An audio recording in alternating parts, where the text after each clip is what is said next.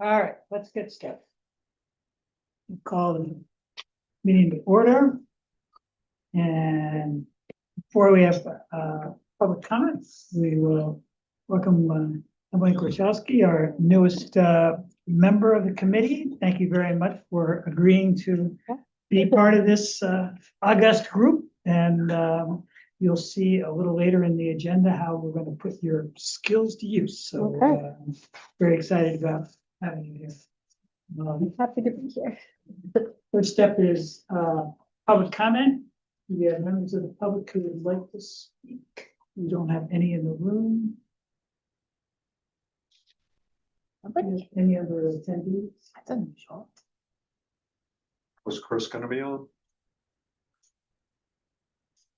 I hope so. Or Okay. I didn't know if he indicated he was unavailable. we haven't heard one way or the other.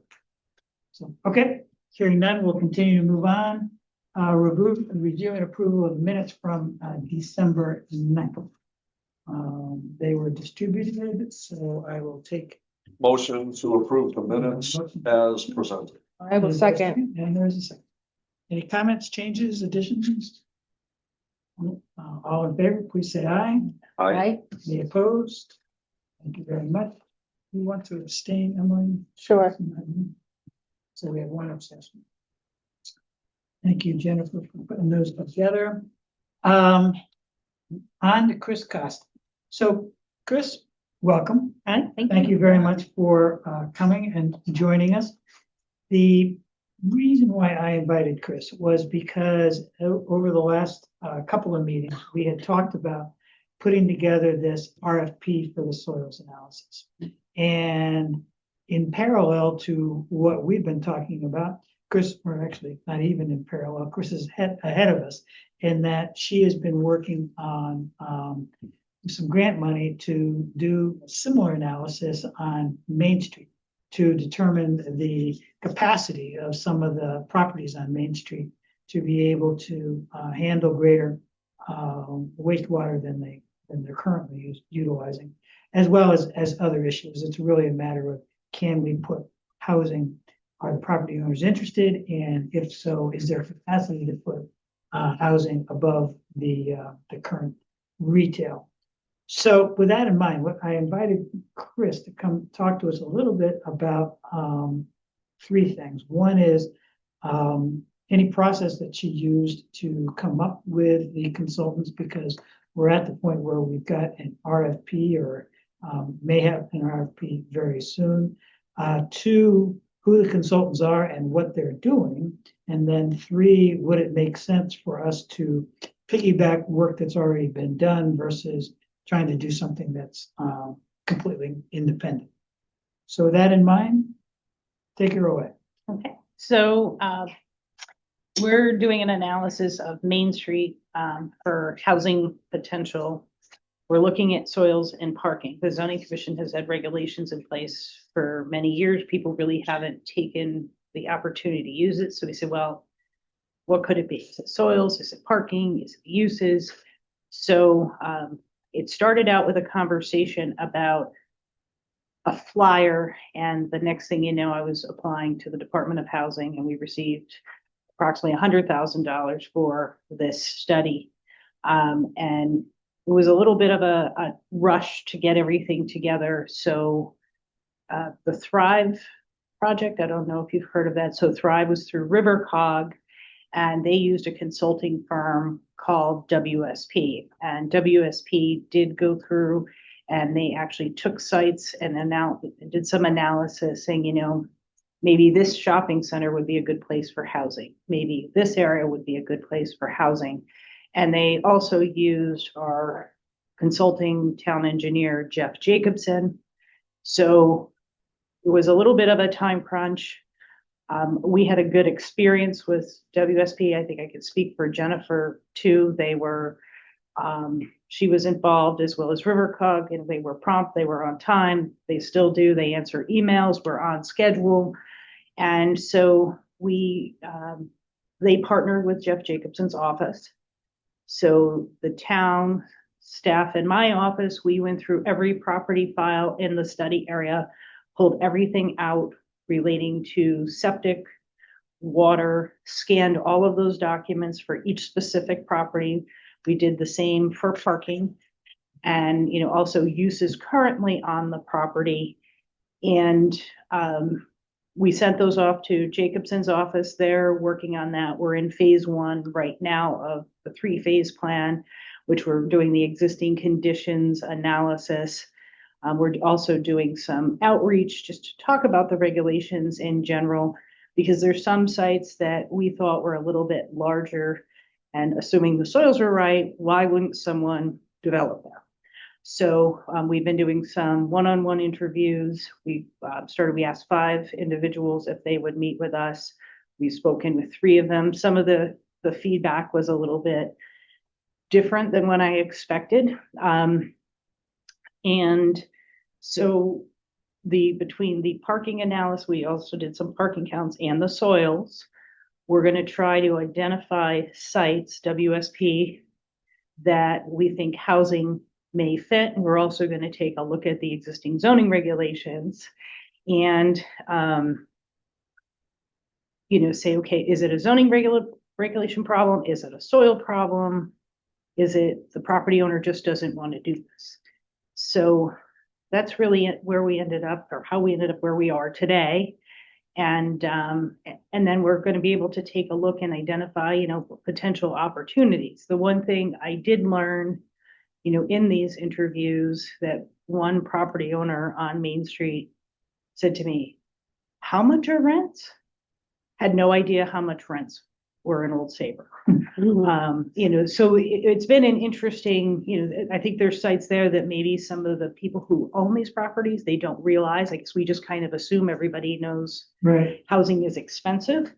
And we'll go from there. There were other property owners who said, I don't want to mix uses. I, don't want smells from the restaurant on my property to be a complaint for the person. I want to be all business use or all residential, and my choice is business. So that's really kind of a quick summary of how we got to where we are today.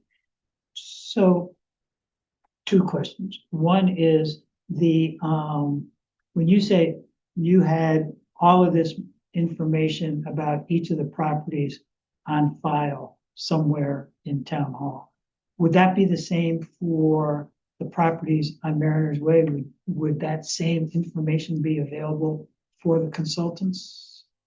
So yes, so if that information is in the file, so we went through every single property file and pulled in septic and parking. So if there was something in there, some of them were, written on the back of an index card.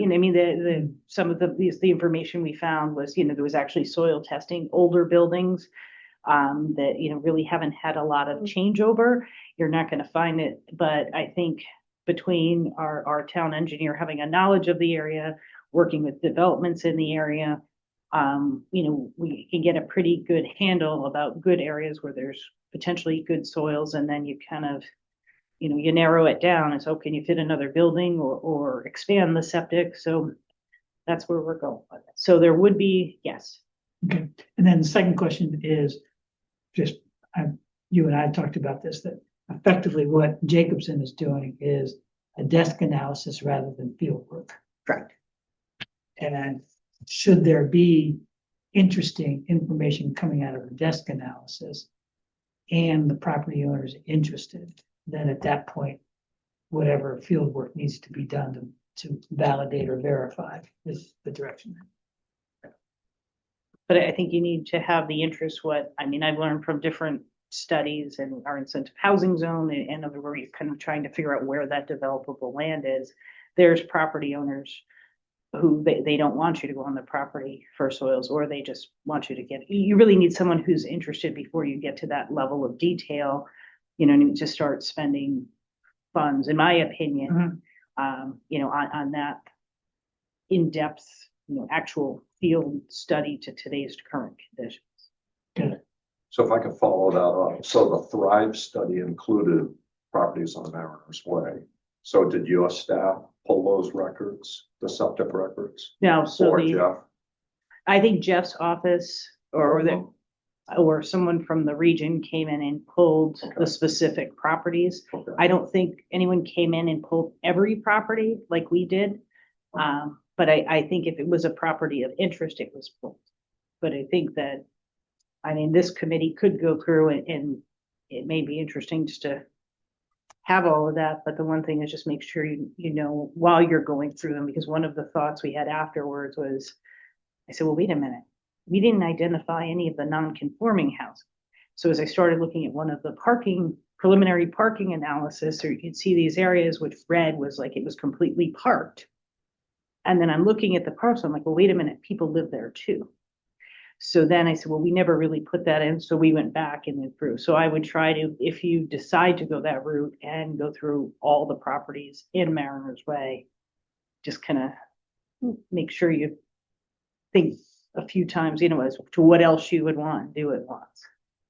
Yeah, so reading the septic overview of the Thrive study from Mariners Way, they characterize the soil types and the general capacity rated like from 1 to 5, but in many places they say it's contingent on like where the groundwater level is, and they would need to do some testing.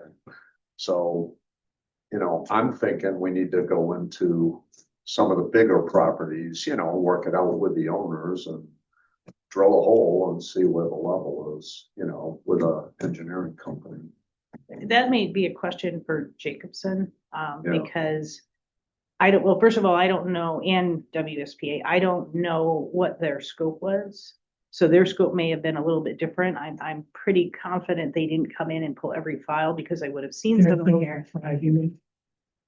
So maybe what I asked for in the scope was a little bit different. And I don't think they pulled every property. So you may have a property where they've recently done, test pits next to another one. You're going to have an idea if they see something with the groundwater and so forth. But I'm not 100% sure what that scope was and if ours is different. Yeah, and I would not envision, drilling on every property, especially the smaller ones, but there should be enough data for the smaller ones that have businesses on them. And then the big ones, like the big, I call it the B&L property, if they're open to it, based on the slope of the land, the engineers will know where to put the samples to assess the capability. I suspect some of the properties do have that information. I don't know. I don't think they got into that degree. I mean, there's been potential development ideas and things like that. There might be drainage reports for something that didn't get built. And where would those be? Somewhere. You'd have to go file by file and just look in there and see. So that's what we did.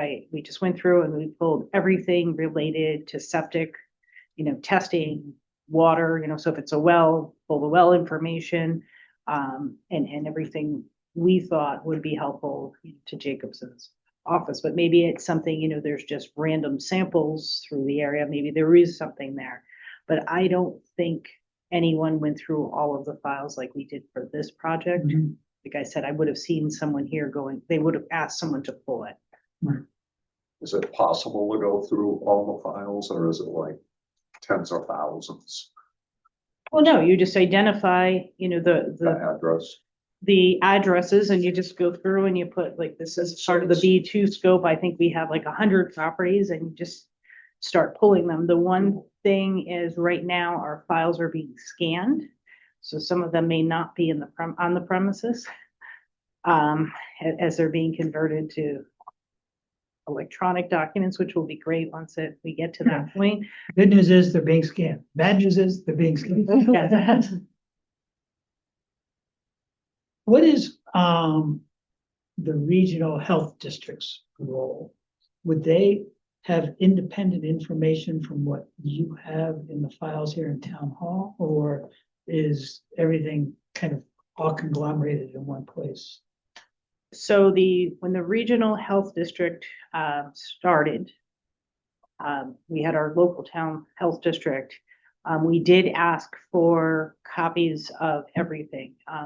We would get kind of every 2 years or so a gap. I suspect that they have things we may not have, but they've been really good and we've set up with the land use department and CRAD maybe a few years ago, we asked them now, rather than someone kind of making a copy and putting it in a paper. So we've been getting electronic, like we have a setup email address for them. So they just send when they have an approval. So I'd say it's much better with the newer information, but they may have something. And, you know, the other thing is there's people who may be a property owner who's not sharing this data. They may have all of that, you know, so you have a property ripe for development, you've talked to someone about buying it, you have all that, doesn't mean they're going to share it with us. Mhm. Okay, right. Right. And okay, so that's when we pull information, particularly for properties that we're interested in, that would be a stop on. I think I would definitely talk to some of the property owners, you know, before you start Right. going out there to, you know, and just ask the question. Because they'll be like, oh yeah, somebody came by here 10 years ago. I forgot about that. You know, if that data is still accurate. What, and then, oh, the idea that you've already got a contract running, but it sounds like that's very specific to your particular purpose as well as the grant. So trying to integrate into that contract may be more problem than it's worth, right? I think, I mean, we're off and running. And we have our contract, it's associated with the Department of Health, so it's not something we can reopen. I think if you spoke with, you know, the folks at Jacobson and WSP, but you're looking more for soils necessarily. We're really looking at Jacobson, I think, right, at this point. I think so. But there's, you know, there's parcels, you know, you can kind of look at and say, well, it's so small, why would I test there? But at the same time, you take 10 of those little parcels and make it into something else. Well, right, It could be, you know, something different. So I mean, the soils, you know, would work, but then you also have to kind of think about setbacks and wetlands, I think, but I think Jacobson could help you achieve that. okay, Yeah, we talked about potentially Jacobson doing the work or Jacobson helping us with the RFP and selecting an engineering firm. mhm. So where are we with the RFP? Okay, I sent the draft to you and Chris, and then I think the last I saw, he was gonna take a cut at it. I didn't see that. You know, I was gone for a Right. couple weeks. Nor did I. Okay. There was just that one thing I wanted to taken out. Right, right. So we could true it up and, Okay, so why don't we, it sounds like you guys were absolutely on the right track, given what Chris is saying she's doing. So maybe we should just keep moving down that pike. And I would think, get it to Jacobson, see what their comments are on it, bring it back to this committee, hopefully in 2 weeks, and we can finalize it. And then Jacobson can make a decision. Is this something that they want, you know, can have the capacity to do, or are they helping us get this organized and then we put it out to bid? okay, and I think we both met Brian from Jacobson. I have not that time. Yeah, well, I met him. I mean, he did all that Mariners Way to Thrive work, and I mean, he's like ready to just dive in. Yeah. I think he's probably the guy Okay. that would do it. Okay, yeah, we could do that. I So, suspect it would be Brian too. I mean, that's kind of, once I started, it was right to Brian, and I know, and he'll know all that information, He's but. got it all up in his head. Yeah. Yeah, he's, And that was the thing too, kind of knowing that Thrive, there might even on Main Street be some duplicated properties. It just made sense in trying to get the grant in and the way we were moving forward. It was, why start from scratch when, you know, we've got a consultant who's already been doing this. Not that there's not other consultants that are great, and RFP is a good idea too. And one thing, comment that came that I think was very useful, about this, we were trying to figure out how to take the information and have it come back to us in a way that would help us understand what's possible. And so the terminology that somebody suggested to me was that we should do the analysis and also do an interpretation of the analysis. And that interpretation would allow us to know what is the actual capacity rather than the data, which just wouldn't mean It was anything to me. engineering data. Yeah. That didn't help anybody. But knowing the interpretation of that data that says this is what is possible as a result of that, that would be helpful rather than saying specifically, you could do a hotel here. Here's the range of things you can do here to be able to make something. Yeah, I think that's in the RFP. Right. But, Just from a terminology. okay, so I'll reach out to Chris. We're gonna email Wally going tomorrow. And finalize it.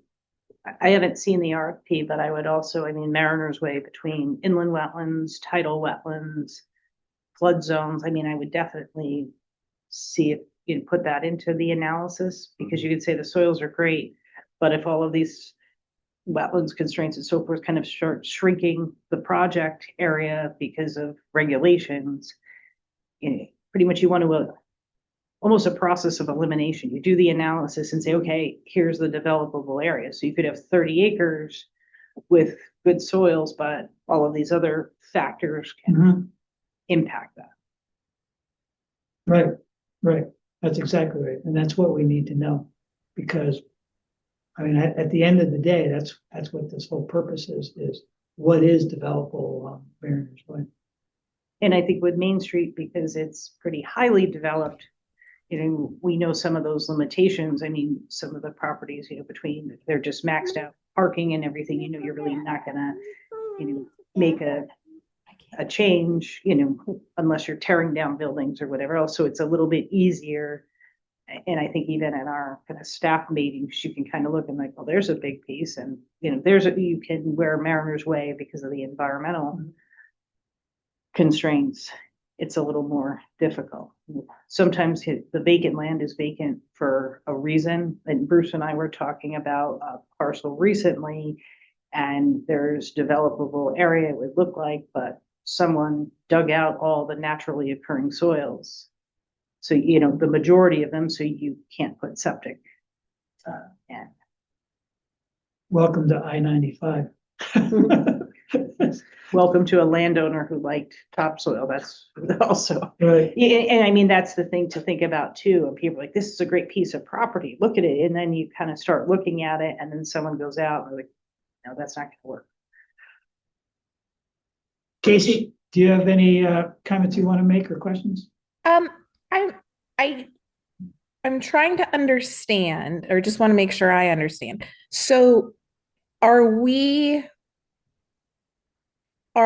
talking about moving forward with full soils testing, or are we talking about first determining, like Chris was talking about, which properties kind of have like doing more of our outreach to determine which owners are amenable to that, which properties might be kind of priorities for testing and things like that? Are we talking about doing that first?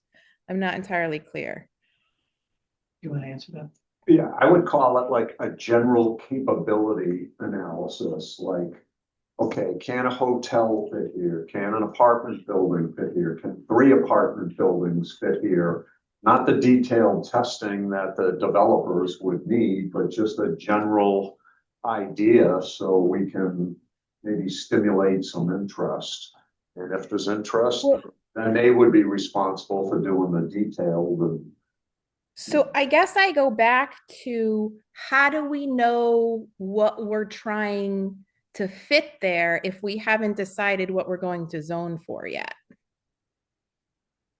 Like if we're saying, could we fit a hotel there? Could we fit that? We haven't really had the conversation about what we think should go there or could go there. And to like, so I'm having trouble with like a chicken egg sort of part of this conversation. And maybe I'm like ahead of the conversation. Chicken or the egg. I don't see how you can have that conversation if you don't know what the capability is. But if we can say, hey, this could support 2 apartment buildings or a sports complex. Right, or- but there is an eternal number of land uses. So until we have Right. narrowed down the potential land uses and at least starting having some of that conversation, like why have them do an analysis of something that we might decide not to have?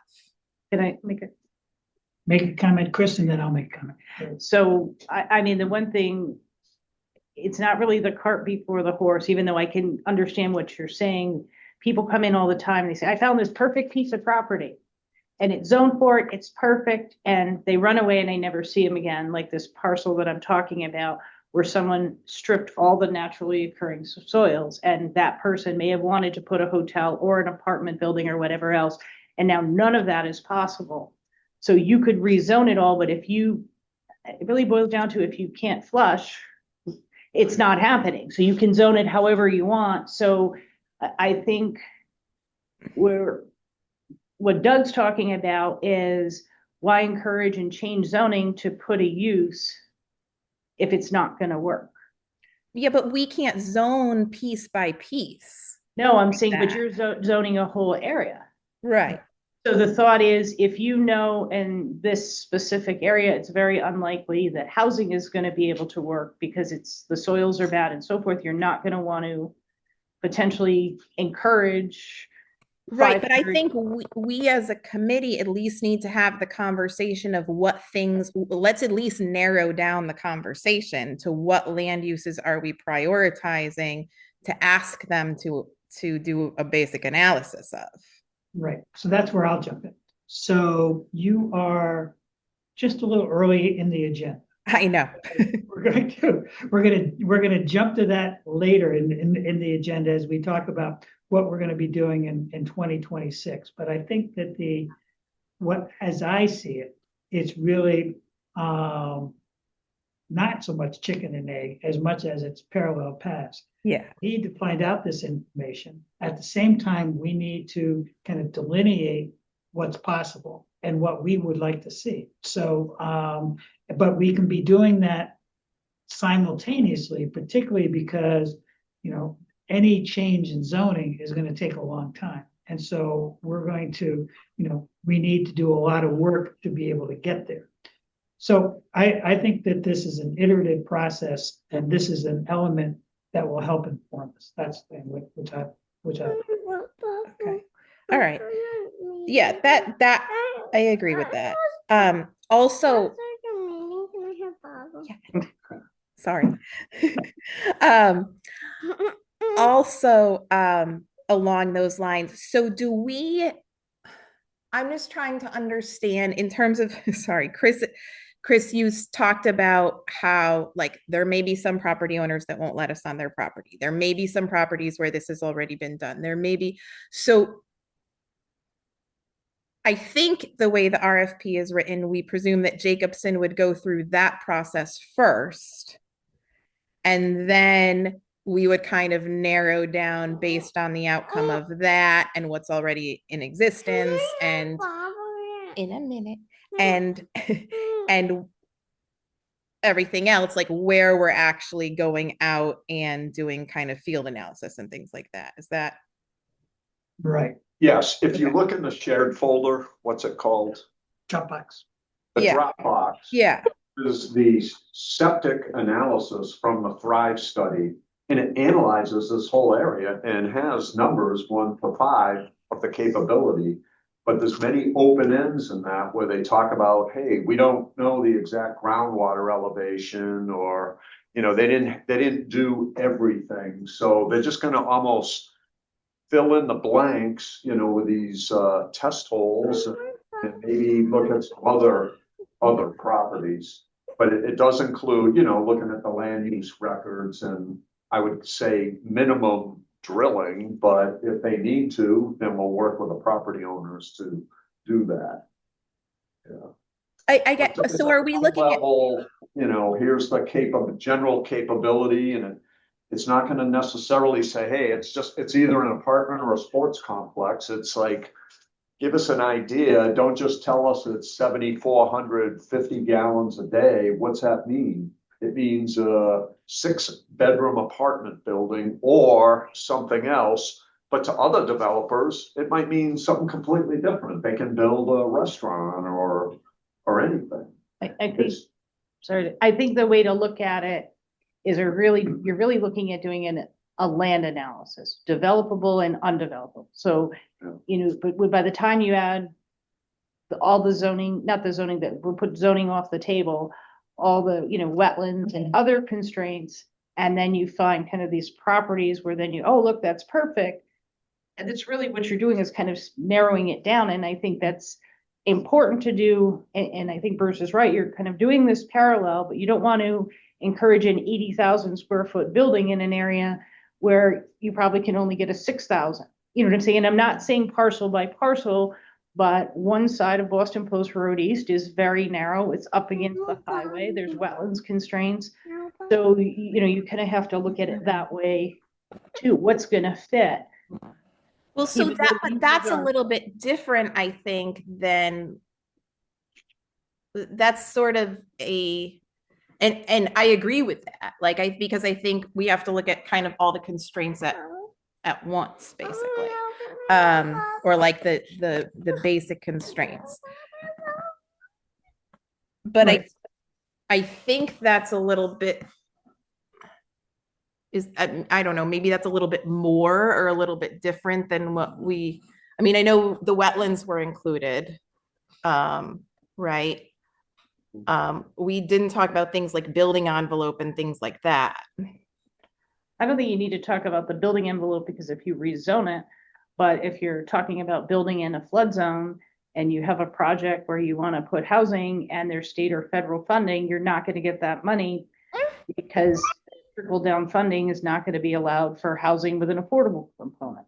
And I think it's also important because this committee is moving along pretty quickly, which is good, but you don't want to have it where someone talks to Jennifer and I and say, oh, here's where you want to put this, and then they go and they fail. And that's kind of part of some of the issues in the past. We can rezone anything, but you really want to guide people to places that they're going to be successful, and you don't have a developer going out and, especially at the town's guidance, going to a property and encouraging them to do something that may never happen. Mhm. And this committee is Right. going to be successful. So I think, in my mind, only sticking point in this conversation is, and if you've got to go, please. No, I'm good. I'm just watching the clock. I want to make sure you get your budget too out of all this. That the sticking point is only at the point of doing the desk analysis, easy to do, non-invasive, the whole bit. That, in my mind, will indicate those properties which are developable or have capacity. And then, hopefully by then, we have an idea as a committee what kinds of development we would want to see on Mariners Way. At that point, we look at what the soils can deal with, where it's possible, and then if all of that comes together, then we can go to a property owner and say, we've got, we need the next level of analysis, but here is why we're asking you this question. And so, okay.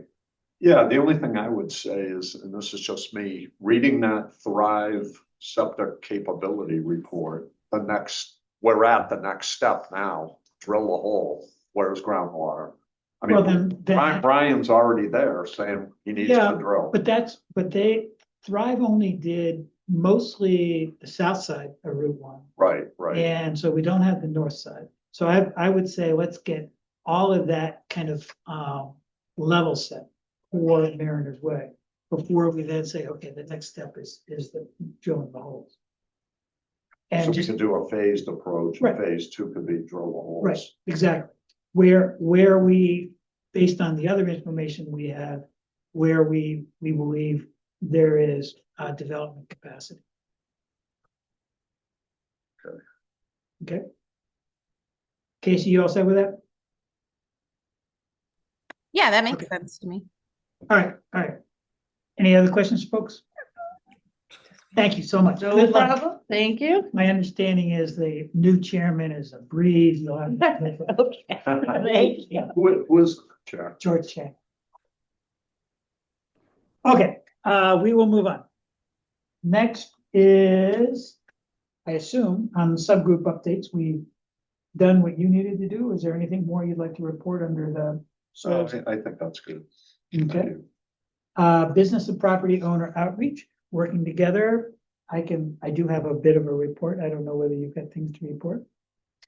I've made contact with the 5 major property owners, on Mariners Way.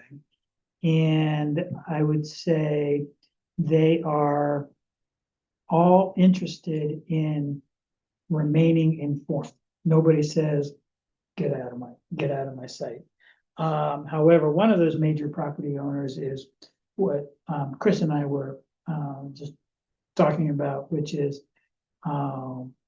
Wayne Rand, who owns the property right across from Mystic Market, about 31 acres. Oh, the wetlands? Yes, predominantly wetlands. There is developable land up near the highway. However, in his looking at what is possible there, because of the soils, because he's already done the soil work there, very limited capacity. So he has that property on the market, and I think there is an interested buyer, and that interested buyer has an idea for how to use the property. But that's now all in the midst of a private transaction. So, but anyway, so he's that property. Something is going to happen there, whether it's within the realm of what we want to see as part of this committee is I don't know. And Bruce, so we had talked earlier, those wetlands were created to build the highway. Correct. And they were built as a result of the highway. right. And you know, when you have soils and you have the capability, if it doesn't support septic, like I found out when I put a new septic system in front of my house, they dug a big hole and they brought in 200 tons of sand and they make it the right type of soil. Well, there's a question of the right type of soil, and then there's a question of wetlands. So Right. if we were to disturb if we were to do anything with the wetlands or anything, I think it's within 50 feet of the wetlands or something along those lines, we have to go to the Inland Wetland Commission, Right. and they have to approve it. Whether or not there is, a reasonable argument for making that happen, that's a different question. Right. That's separate. I think Separate even within process. 100 feet, there's a review. 100, yeah, okay. Yeah. So, and maybe Wayne, because I know Wayne did take a look at it, that whole property, he might be willing to share with us, what the analysis. So we would at least know going forward, because that's been a question that we've had. I think Chris was saying the last time anybody flagged the wetlands there was back in the early aughts. And so, at least we may have some more up-to-date information in that regard.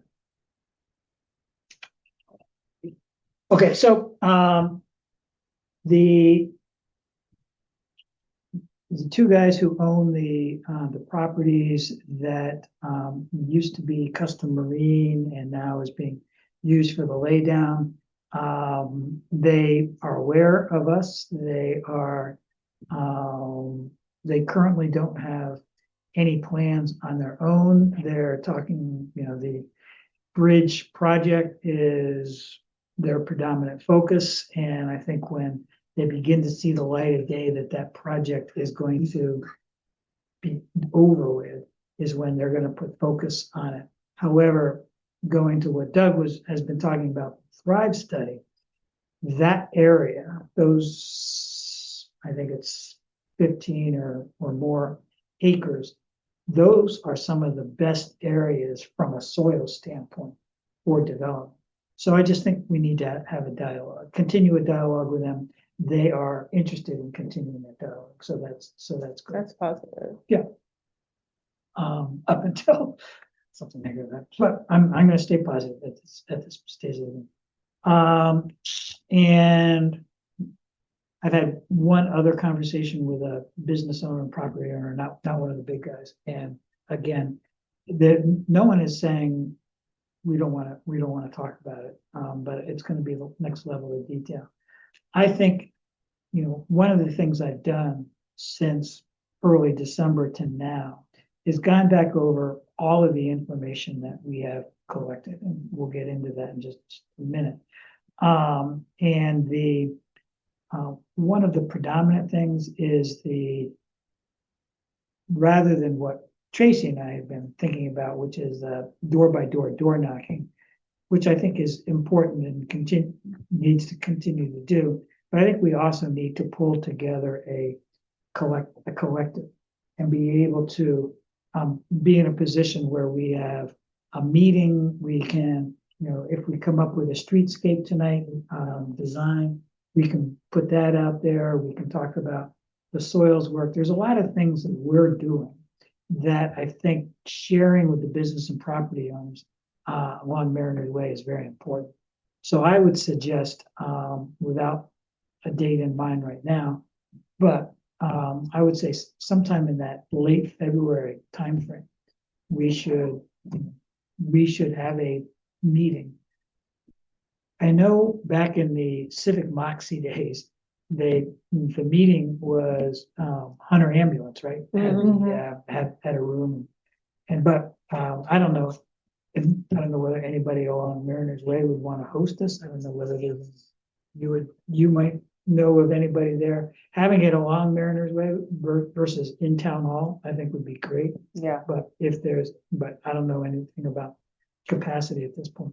How many people do you think we're talking? The ones that I saw from the last time, there was about 30 to 35, and at least at the biggest that I saw. Yeah. So I would say that would be kind of the capacity. Like I say, we could go to the cheerleader place. Which place? There's a Hunter Ambulance is now a cheer. it's training. Is it? Yeah. Like a gym or something. I didn't know If you that. drive by at night, you can see that there's windows in the doorways. You can see. No, I thought it was turned into like the Hartford Health or Middlesex Health something at one point, because I thought they came to ARB for a different sign. That was not. Not on your. I mean, I could fit. That was a long time ago, or a couple of years ago, Yeah. maybe, but. I could fit that many without tables. You don't need tables. You just need chairs and seating and oh, yeah, I don't think we need tables. we could roll fixtures and all that kind of stuff. Okay, Yeah. that'd be great. Just only because I'm fairly central. Hopefully the snow would melt by then, so there'd be actual parking. That would be nice. Yeah. But I'm sure Jessica next door would be happy to let us park there too. But so I am a possibility. Let me think as I drive back and forth, let me kind of look around and see who has space and And what would be from a time of day standpoint, is evening after 7 better? Is 5 o'clock better? What do you think would work? What happened with Civic Moxie before? Was it? I want to, actually, I don't even remember what times those meetings were. I wasn't around. Definitely one of them was in the evening, I can recall, like maybe a 7 o'clock. Mhm. No, I don't remember. And I would have said that there was more than 35 people. I feel like those ones that were like the design charrette ones had like over 50 people. I Okay, would well, have I'm thought, just but maybe I'm I'm a just long looking time at- ago. I'm just looking at the notes from Civic Moxie, that's all. So, Yeah.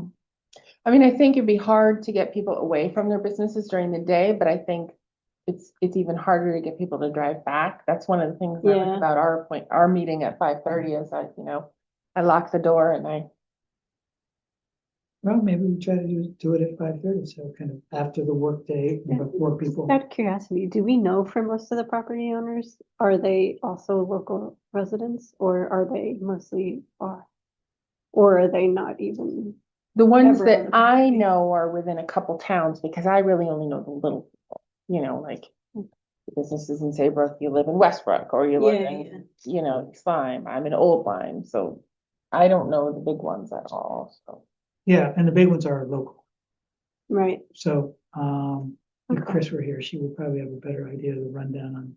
But if we want to actually try to get more of, like, you know, we have, let's say, 5 big property owners and maybe 5 to 10 people representing them, but if you actually want to talk to the people on the streets, there's a lot of little You're right, Yeah, onesie twosies, and I think a lot of them are local, because they're there every day. right. and sorry if you guys have talked about this or not, but of all these people, do you get the impression that most of them are looking about how they can keep the parcel and develop it more, or are they looking, are they more interested in We like don't know. somebody else developing We it? don't know yet. Nobody knows. Yeah, because we have not spent a lot of time talking to particularly the business owners of, there's a lot of small Mhm. businesses. And that's an important step that we have to take. So we haven't gotten there yet to Okay. find that out. But I think that by, starting up with the new year, an outreach process, getting something like this on the books where there's a meeting, between now and then, meeting some more of the business folks before the meeting happens. I think that would be the way to go. Okay. Okay, so we'll move on to streetscape. And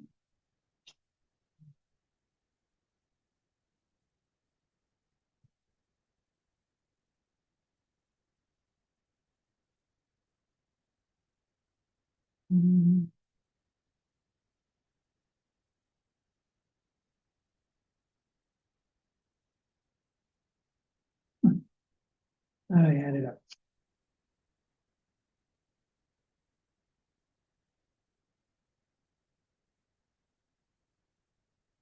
Oh.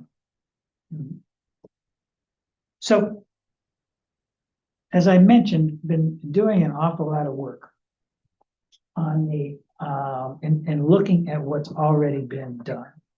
And there, as part of the Civic Moxie process, they identified Mariners Way. I can show you a couple of slides. What their perspective was, okay, you've got this whole area here going down around Ferry Point, and they divided Mariners Way into 3 different potential sections. And so this first section was going to be kind of a boulevard. The second was a area that had a bike path off the road, something that I'll show you in a second. And then as you go around on Ferry Road, because if the right of way gets much narrower, you have basically a bike path right along the road. So what I was intrigued to find was this is their design, and their design has a center left turn lane, which I think for particularly if business was going to pick up along Mariners Way than where it is currently. It has the bikeway, walkway off the road. There's a when we met with DOT, the big thing DOT didn't want to have is any kind of like guardrail in between the traffic and the multimodal, but kind of soft area like this that would be a median in between the two was, at least from that very early standpoint, acceptable. And what Civic Moxie did was they took this design and they dropped it onto the entire way between 154, where Mystic Market is, to the highway entrance. And this fits within the right of way. And so what Casey and I were talking about is, why would why reinvent the wheel? We could, we could go through a whole process and come up with something that would look very similar to this. Or in talking with Jacobson, who is the one who's already done the road analysis, we could give them this design and say, drop this design on the current roadway and tell us, A, does it fit? And where it doesn't fit, what modifications need to be made to the design in order to make it work. So it would take 6 months away from, trying to design. Chris in her office is working right now with Freeman to try to get their work that they did. This was back in 2017. So trying to get the work that they did electronically to make it easier for Jacobson to do the necessary work. But the idea would be if this committee is willing, rather than going through a whole process where we have 4 different designs and look at all of those designs, just say, this looks great and it meets our needs. Why don't we give it a shot and see how it fits? So that's my thought, and I'd be happy to hear anybody's. Casey, feel free to chime in.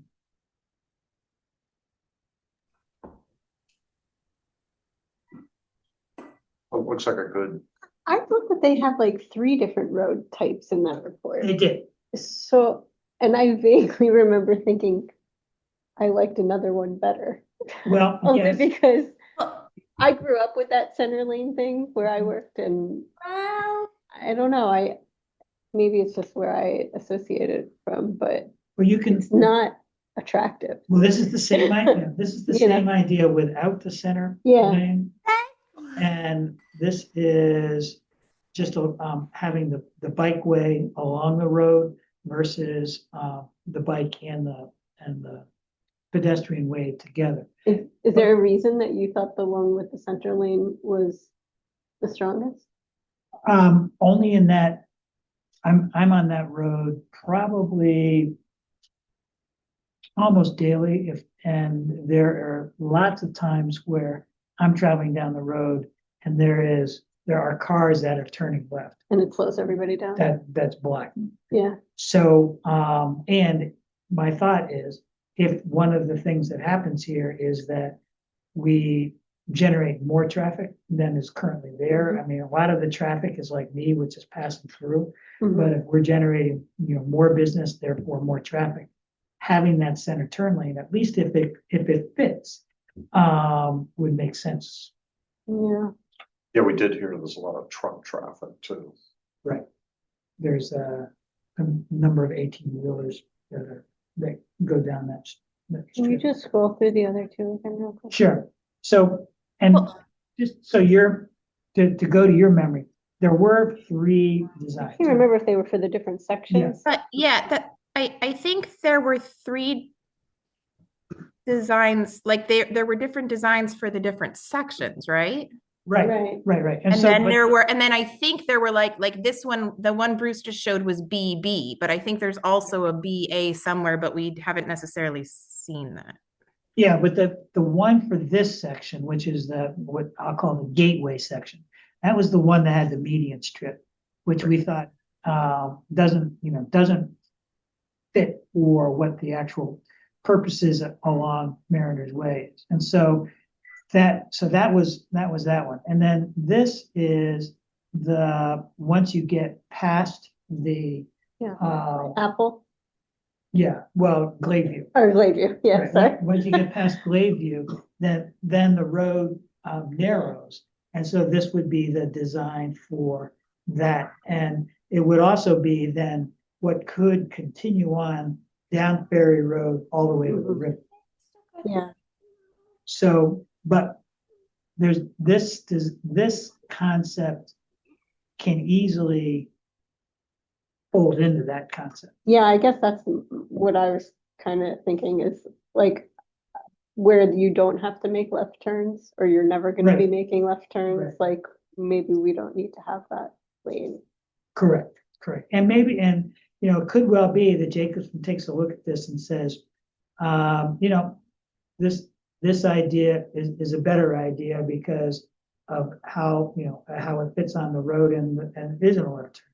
That's, that's possible as well. Their part of their process is to do, initially, they're gonna do extrapolated, traffic counts for the, based on information they already have. But because of the timing it's gonna take to do the work, it will take them into the summer, which is the heaviest traffic, so they can get real counts in the summer. So we get some early idea as to whether it fits, and then we can get some validation based on what happens in the summertime. I just from a standpoint of being there every day, all day, I think a Did you center. need it? Oh, Yeah. absolutely. Yeah, I mean, my property is, if you look at that other, I'm right at the edge between the two gateways, Yeah, you're right. right there, yeah. So, What is, which So business right- are you? I'm Papercraft Clubhouse. Oh, okay. Lewis Yeah, I Hamilton know where you Nursery. are. Yeah. Yeah, okay. So, every day it's, waiting for 18. It's like a yeah, the wheelers or waiting backup. for, and honestly, I have to wonder if, I would love it to see traffic slow down, not because of people in the road, but just maybe, more delineation, not trying to zoom. There's a lot of zooming around Yes, people yeah. Okay, no, I'm glad to hear that. and Like lately the we've had a feedback. lot of people on electrified things like Little kids, scooters and unlike, and like electric skateboards. It's Yeah. like, I'm sorry, but terrifying. it is Yeah. because Yeah, So Bruce, would they be looking at, consolidation of curb cuts? Yes. that was in that civic. model. Right. Yeah. Yeah, because there's a lot across the street from you. You pull out of one and then there's somebody like right next to you pulling Right. out the other way and it's next to them. I Yeah, don't I'm know not how that sure. works. would It's like you're combining parking lots off the street and Right, then yeah, like exactly. funneling them all out in one place. You'd have to I like, don't know if I think those are, like you travel In through practice, different yeah. parking lots back off the road. Yeah, Emily's absolutely right. I don't have it available to pull up right now, but in the Civic Moxie work, they actually did an initial effort at where curb cuts would be appropriate. And it's really predominantly, the changes are on the north side. yeah, If you drive along this, on the south side, there are curb cuts, but most of those curb cuts are for the specific business there. Right, it's a John Deere, it's Yeah. a rental Yeah, car. it was The other, mostly it's like, the Shell station and the car wash and all. yeah, like those. where joint effort is. I Yeah. feel like along there is where Right. like a bunch of places have multiple or a bunch of places sort of like don't even have like an entrance. It's Right. like a little more spread out. I think that's where they like tightened it up. Yeah, and so that's where they have it. I'm sorry, I don't have the display, but I can send it around, so. But, anyway, so if we are in some level of agreement on it, we can turn this over to, Jacobson, have them take a look at it and begin to feed us back information about, does it fit? How's it look? Those kinds of things. Any problem? Sounds good. Cool. Yeah, All right, highly sensitive to the fact that we just turned 6:30 and not through the agenda. Let me give you a teaser then for the next time. Similar to what I was referring to in the conversation around sales and business. The other piece that I kind of came to my own personal agreement on was that between the Civic Moxie work and the Commitee work, the types of uses that the economic and market studies showed were very similar. And so they are. So my thought was, rather than, again, trying to, reinvent the wheel. Why don't we go back? Let's take, and I've done it. Let's take those uses out and let's talk about it amongst ourselves as to whether or not, this makes sense, this, what makes sense, what doesn't make sense. And then say, let's start the process of a zoning amendment that would be, for the lack of anything more creative, the Mariners Way zone that would allow for those uses. It would still allow for the current, the current uses. It would probably, we could do various things about incenting certain things, like if we wanted to incent industrial. But it also, if we do this, we could do not only the zoning, or within the zoning amendment, we could also do the design standards, which is why Emily coming on board. Sure. A really helpful piece of being able to say, okay, we've got, we can say, this is the kind of setback we want, this, we can make this a place based on creating this zone. And so if that is one of the goals, if really what we're talking about is kind of a gateway to the river and a place in and unto itself, this would be the way to get to that place. Casey's experience as a town planner in Wallingford says it's a process. If you get started, we'll need some outside consultant help in order to be able to make this happen.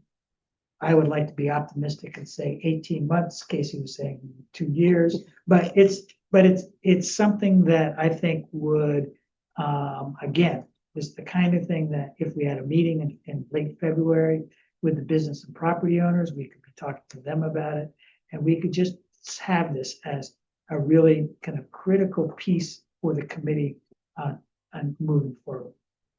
So that's my tease. I really, as much as I want to talk about it, I don't want to keep people past the appointed hour, but it will be major topic of conversation at our next meeting. I feel like there's been so much information tonight. I need to go back and watch the Zoom again. Your next meeting.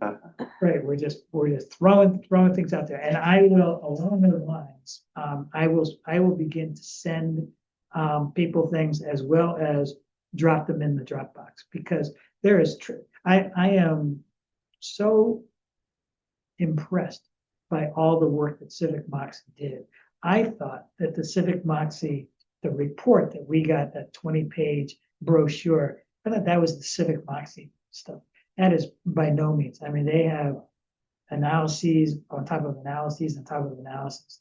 And I'll just drop all of that into the Dropbox, Okay. but I will point you in the direction of where some of this key information is, so you can go in and easily find. Okay, Excellent. any comments before we close? All set, Casey? Motion to adjourn? There's a motion to adjourn, second. I'll second. All in favor, please say aye. Aye. Any opposed? Good night. Thank you.